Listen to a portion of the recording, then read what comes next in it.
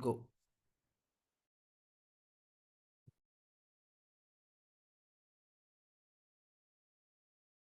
Howdy, people.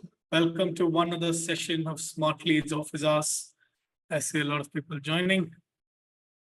Let's wait for 2 more minutes while everybody is here. So in the meantime, you know how this goes. Drop on the chat where you're from, and drop on the chat if you're an agency or a freelancer or a SaaS team or a marketing company. Please drop it in the chat. We'd love to know. And without further ado, we'll kickstart as well. Tampa, Florida. Your favorite ball guy is on a break, right?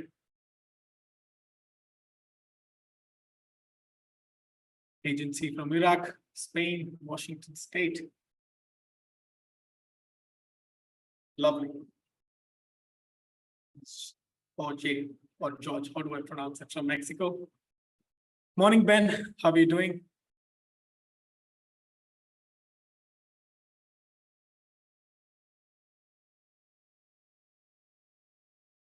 Come on, people. We'd love to know. Drop it in the chat. Are you an agency or a SaaS team or a freelancer?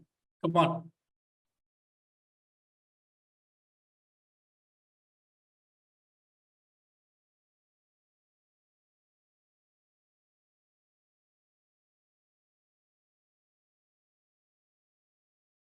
Lovely. Thank you, Brenda.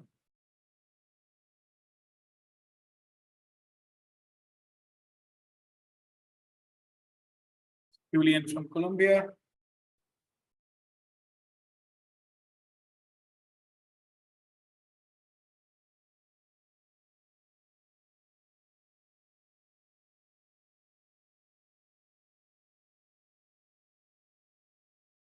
Awesome. So probably without further ado, let's kickstart. You guys know why you're here. My name is Akash, and I'm your customer success manager here at Smartlead. And you know what Smartlead is? Most of you all know what Smartlead is. We're an end-to-end cold email solution. At least that's the direction we're heading to. And today, for this office hour session, we have George from Continuity. So George is the CEO of Continuity. And to know more about Continuity, so Continuity is an intent-based platform that empowers users to seamlessly identify active buyers and then derive outputs from them, which also lets you to deliver this data to your sales and marketing automation teams. But at least this is what I know. But George, we'd love to hear from you. Go for it. Give a quick introduction about yourself and about the platform as well. Great. Thank you very much, Akash.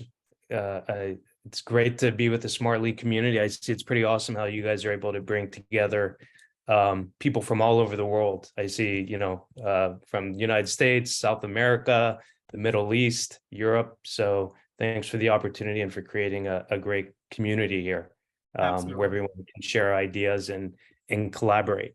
So I founded Continuity in 2014. We've been in the intent data space and have worked extensively across the entire ecosystem and helping companies to leverage intent data. We primarily operate through the OEM partner ecosystem. So to that end, our data sets are licensed in a lot of end user platforms that you've probably seen or heard about. So to that end, our areas of expertise are around identifying and modeling purchase intent signals that we're able to aggregate from across the internet and from our network of publishers. Programmatic advertising, that's one of the primary ways that our users activate intent is through programmatic display ads. I already touched on industry leadership. A lot of our data sets, we've architected and developed data sets over the years that are widely adopted. We were influential in developing Bombora's early intent data product back in 2015. So we're really focused around intent and providing solutions that allow our partners to activate intent across the entire ecosystem and effectively launch cross-channel, campaigns, whether it's through email or cold calling or advertising or LinkedIn ads, et cetera. So. Got it. Thank you so much. And it's interesting to know that you also, been in the starting of Bombora as well. I've used them personally. So love to know this. Thank you so much for this. So let's kickstart into this, right? So first step, understanding purchase intent signals. So that's what we're here for. And one question that I had is, how do you classify intent when it comes to inbound and outbound? So I think there's two primary ways of looking at it. And intent is a phrase that is used quite a bit just because some stuff is interpreted as intent that I necessarily don't know that is intent, but it can be used as, a trigger and be effective. So, as far as intent, I think, let's classify it into, first party and third party intent. And whether it's an inbound or outbound, I don't know if that necessarily makes that much of a difference per se, but as far as first party, it's obviously people, a brand, a user, a company, whether it's consumer or B2B that has engaged with your brand in some way, and in a way that is showing intent. So perhaps a session with lots of page views, perhaps visiting a pricing page, product page, et cetera. Third party, again, would be showing similar traits as far as having an interest in a particular product or service area, but they haven't interacted with your brand at that point in time. So perhaps they've gone to G2 or through some publisher website. They've downloaded a white paper or done some content syndication or attended a thought leader webinar on something. So I think it's just the difference around that the engagement has not occurred directly with your brand at that point in time, and you're essentially licensing that data point or acquiring it through a second or third party data set. Fair enough. So it's something like I've done this as well. This makes a lot of sense. So there's one set of users who visited your specific pricing page, or they've looked at your data, and there's one set of users who are probably looking for a cold email too, if you're talking about Smartlead, right? So there are people who visited Smartlead's website. That could be an intent that they're showing, and there are one set of people who are simply looking at cold email platforms. They're comparing you with other people, etc. So This makes a lot of sense. Thank you so much for that. And how do you classify these signals, George? So as you mentioned, there are different set of signals, right? So one is where they're directly, looking into your website. They're in direct communication with your platform. They're looking at your pricing page, etc. And there's one set of people who are just simply exploring the market. They're looking for a tool where you're at. So how do you classify these signals? So that's a good question. I mean, I think how you classify signals will ultimately, some impact on that is impacted by your buy cycle, right? I mean, are you a short sales cycle product? Are you a longer sales cycle product? Obviously, very large brands with complex solutions produce a lot of content, have many stages to their buying process, whereas a shorter sales cycle product, probably, the intent there is quick. Decisions happen sometimes in real time or, within 24 hours. So I think, for us, as far as strength, when we do our modeling, one of the primary ways that we'll look to see is what are they actually looking at?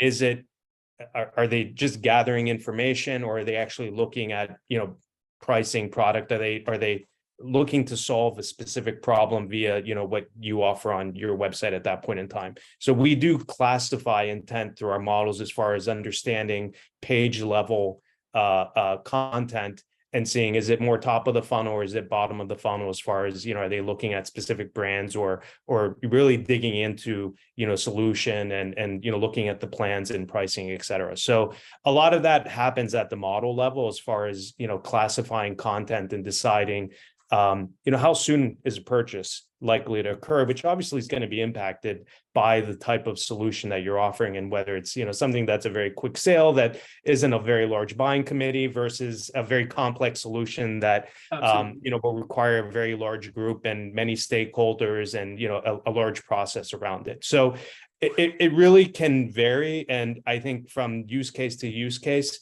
our model treats things differently and really is looking to understand the number of users that are engaging, the type of content, the frequency of it, when they first started, how long they've been looking at stuff, are they looking at other, similar solutions, et cetera. So there's a lot of factors at play here, and that is classification. And that makes a lot of sense. That makes a lot of sense, Josh. Thank you so much for that. So one last question is, we figured out how we get the intent, how we classify it. And the last thing, perhaps what I'd want to know is, how do you map it with the buyer's journey, right? Could you probably throw some light on that? So as far as when you say mapping it to the buyer journey, I mean, ultimately what we like to do is once we've registered some first party intent. So I think it's important as far as leveraging intent today. I think really the first important step is, often the temptation is to take a list of companies that are showing intent and to start with bottom of the funnel activities with them, right? I think it's super important today that you kind of understand your TAL and try to generate awareness even where there isn't intent necessarily, because that then will help you when there is intent to then actually have a process with them as far as how they're going to progress through your funnel, as other successful companies who have purchased your product or service have done so in the past. So I think, the way we look at it is ultimately we try to form an anchor around, is there some first party intent, some awareness? And then from there, again, based on each use case, we can understand, or we usually there's some type of pattern or formula as far as how, brands will, and it's not linear, nowadays the buying process is not linear. People go in and out of, buying processes. So, anyone's going to tell you that everything, conforms to specific steps. It really doesn't happen like that in reality. But again, what we try to do is use that anchor, that first party event. And then from there, where we're seeing other intent as it's happening, map that to, the various stages, whether it's, taking a meeting, whether it's engaging with emails, whether it's engaging with your content, your webinars, et cetera. So again, I think it's one of those things that really is going to depend on a case by case basis as far as, what you're selling, what your sales cycle is, as far as how you classify that, at each stage of the process. Got it. Thank you so much for that, John. That's all I had. So probably next thing that we might want to know is leveraging this intent data and sales. And that's where we come into place as well, right? So probably if you'd want to show us more about the platform, talk us through what the platform is about, and then followed up with how you can use this intent data with a tool like Smartlead would really keep us interested. Yeah, go for it.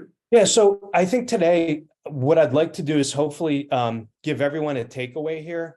As far as solving, a simple problem which occurs nowadays is, how can I get more, number one, identifying intent, but then how can I get more touches across all channels and build more awareness with high intent users?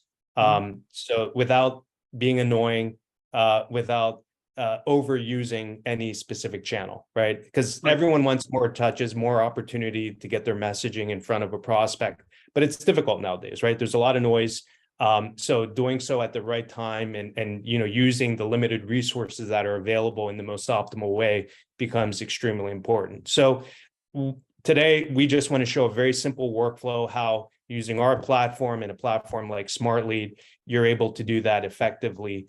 And drive more touches and more awareness, which ultimately is going to lead to more pipeline and more success, provided you have good product market fit and, there's a good demand for your product and intent. So let's jump in here. I think what we're going to do today is focus on the first party tracking and how we can help you leverage cross-channel campaigns with that. So within our tool, and Omar, we can just jump right into the platform here.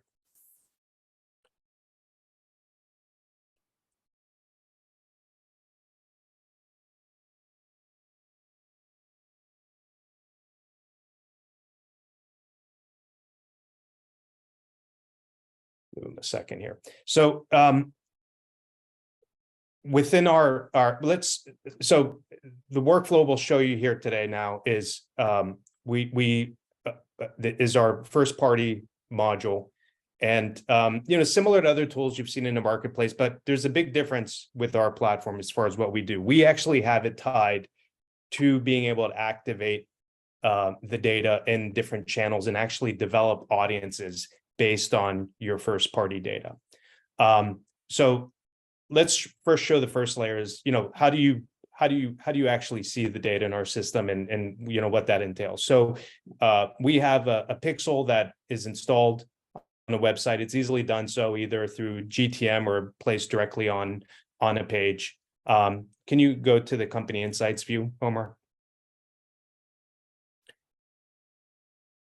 So nothing new here. A lot of you probably have seen this before. We will show you companies on your website. You can put in a custom date range, and we'll show you the companies along with all the associated details. Omar, if you click on a company, we'll show you the session level detail, what specific pages a user is looking at. So that allows you again to mine intent. Are these companies just viewing one page? Are they viewing your pricing page? Are they viewing your product page, et cetera? So this will give you a view of companies on your website, number of users in the time period, et cetera. So we do the company level as well.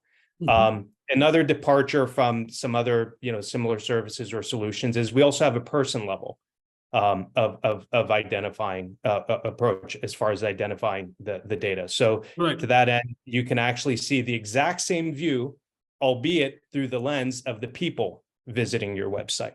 Wow. So here we generally will resolve roughly about 30% to an individual. This is the United States only. But again, we'll show you the person, their title, what pages they look like, what pages they looked at. You can see the full journey or all the interactions that user has had with your brand by date, et cetera. So what you have here is two different views, company level and person level. Company level obviously is global. There's no limitation there. We resolve, Latin America, EMEA, Asia Pac without any limitations. Again, person level is going to be USA only. So what you have here is a palette of all your first party behavior. Some of which can be classified to a person and understand key titles, personas, what folks are looking at. Mm-hmm.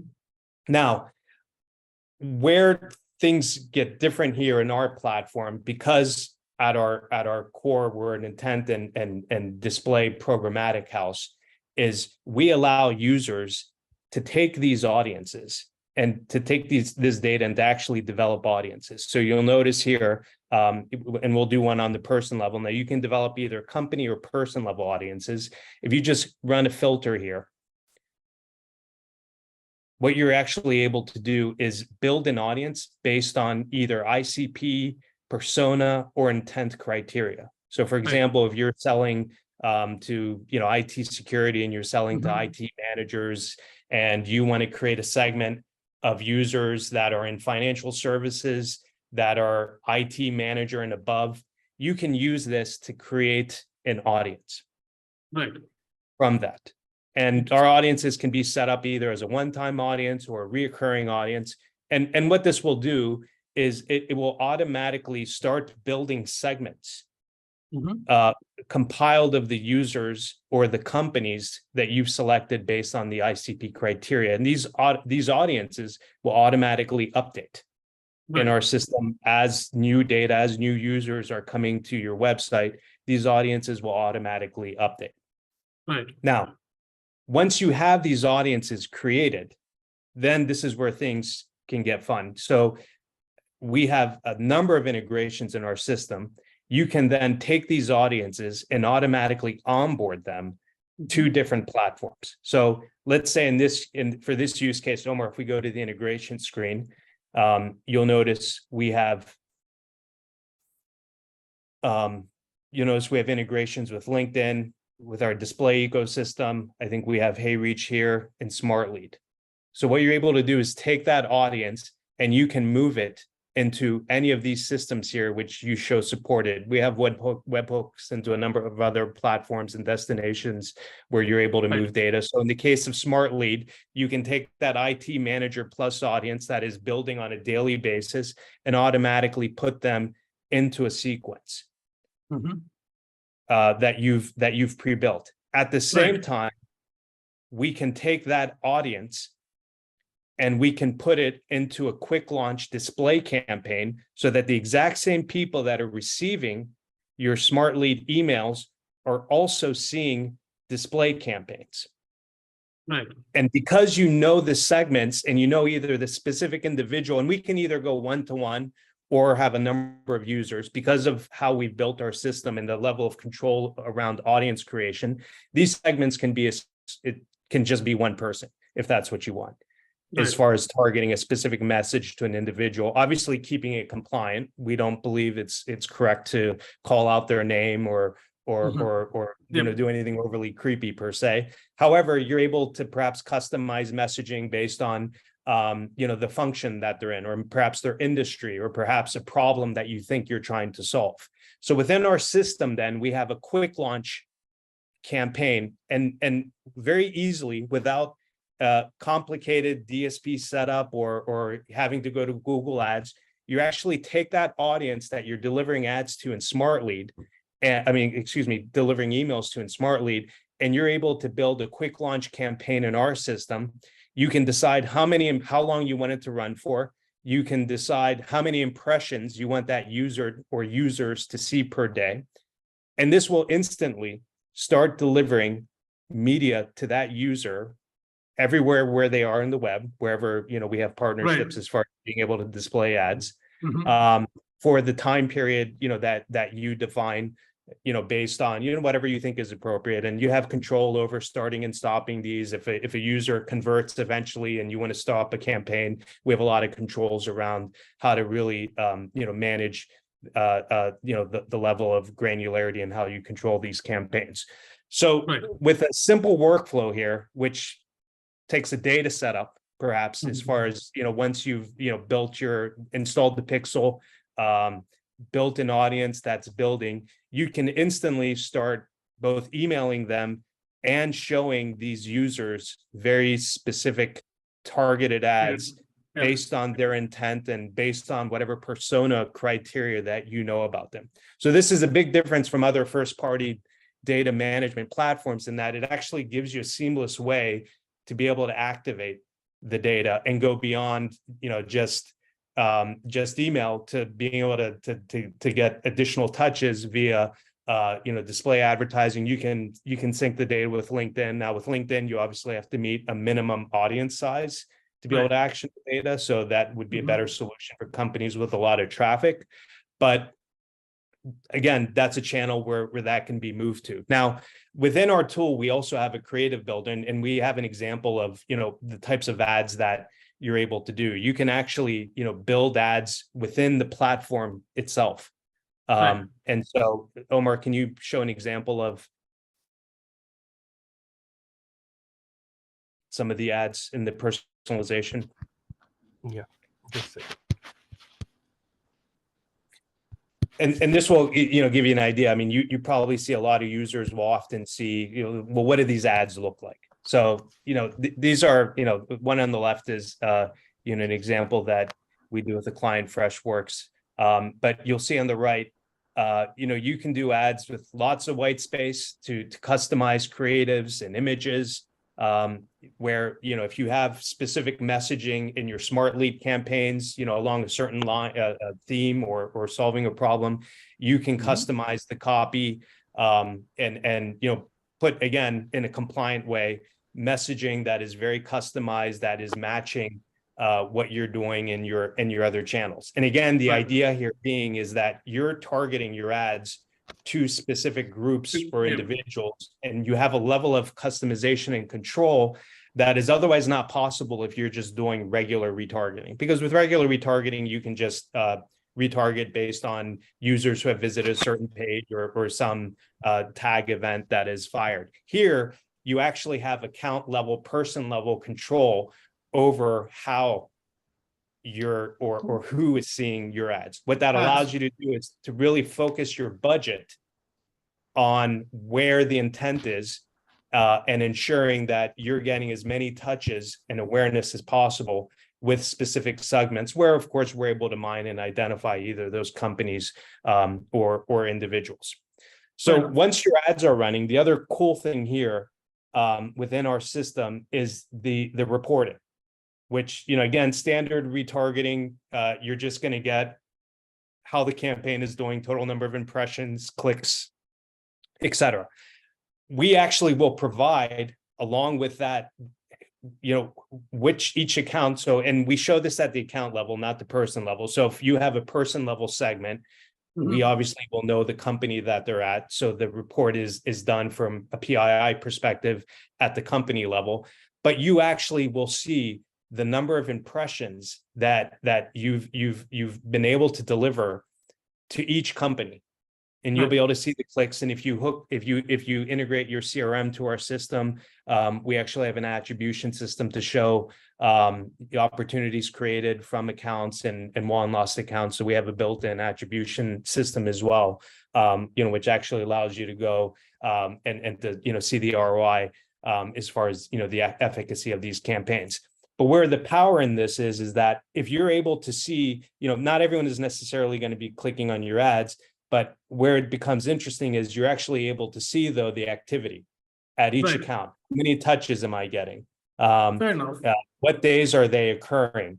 And you can then time sequences and other outreach based on, you know, what you know about, you know, who's seeing your ads at any point in time.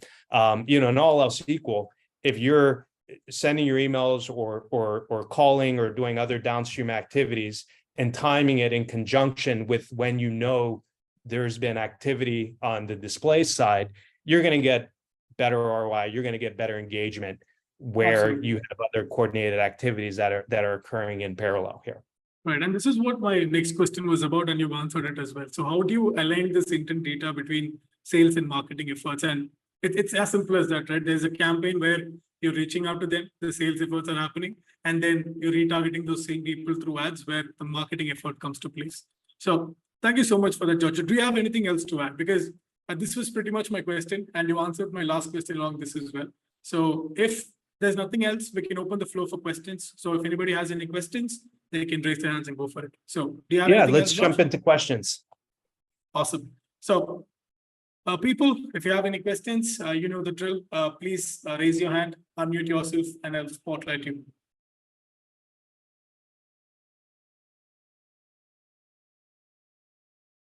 Anybody, any questions?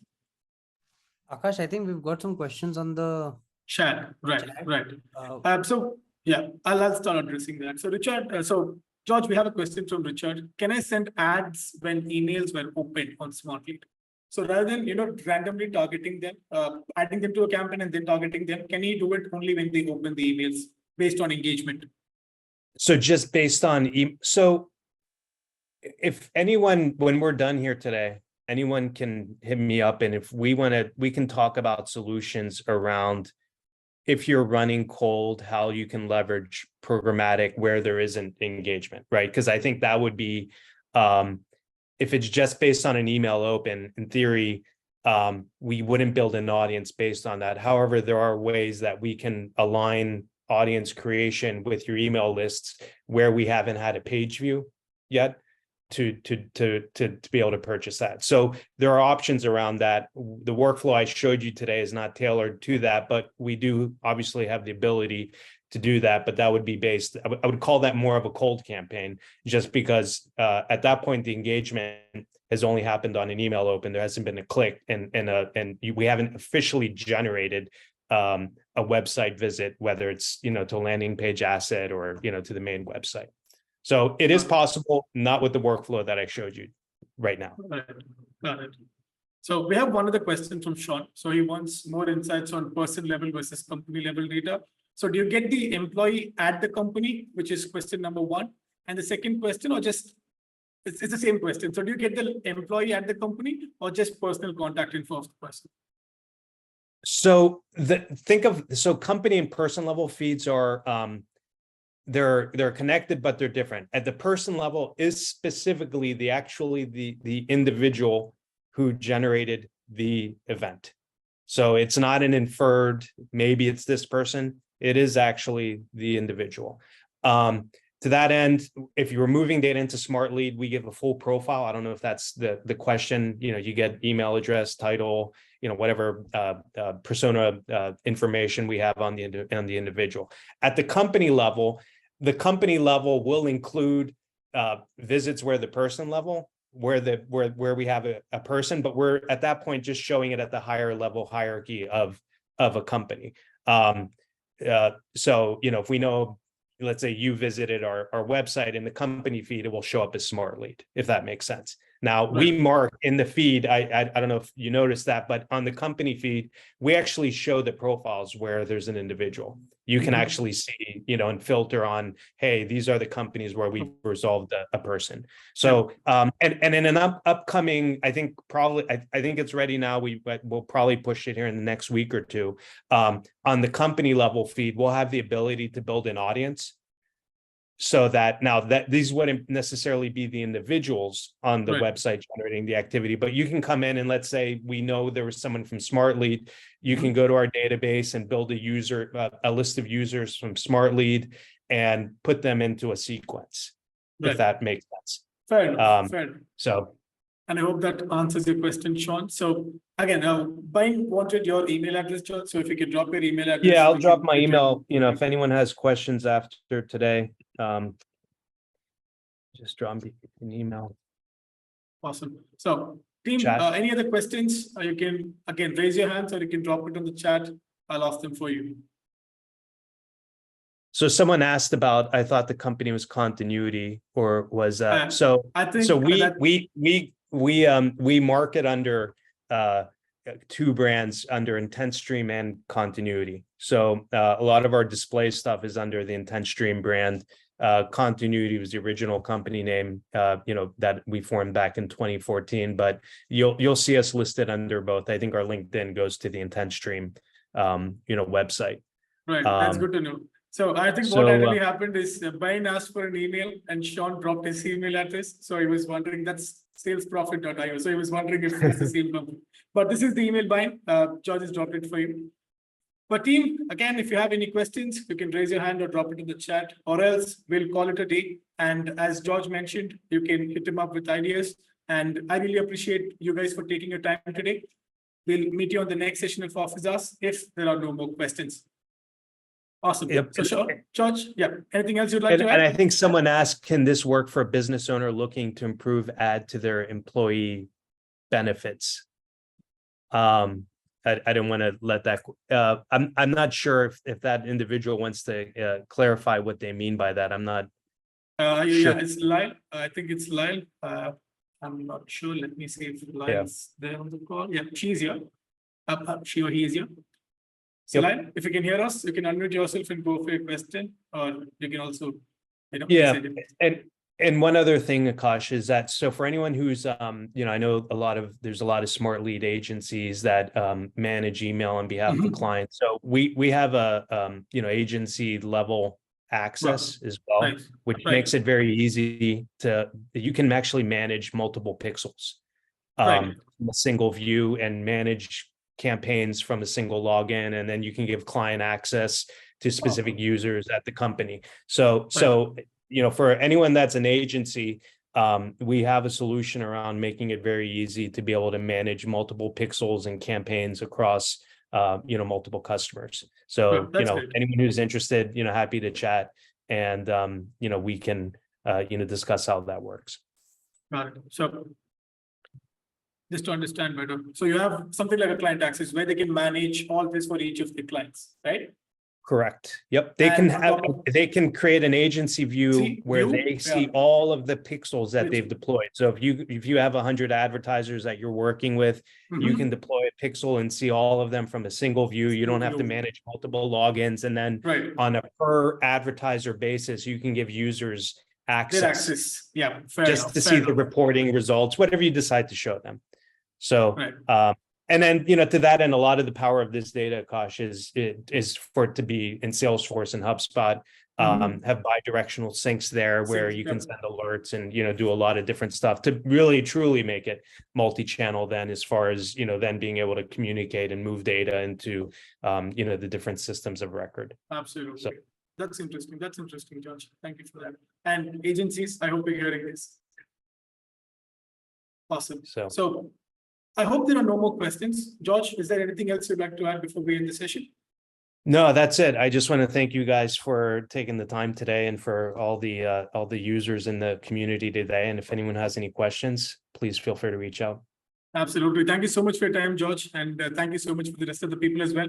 We've had some great insights and I believe that they would reach out to you. You have your email address there as well.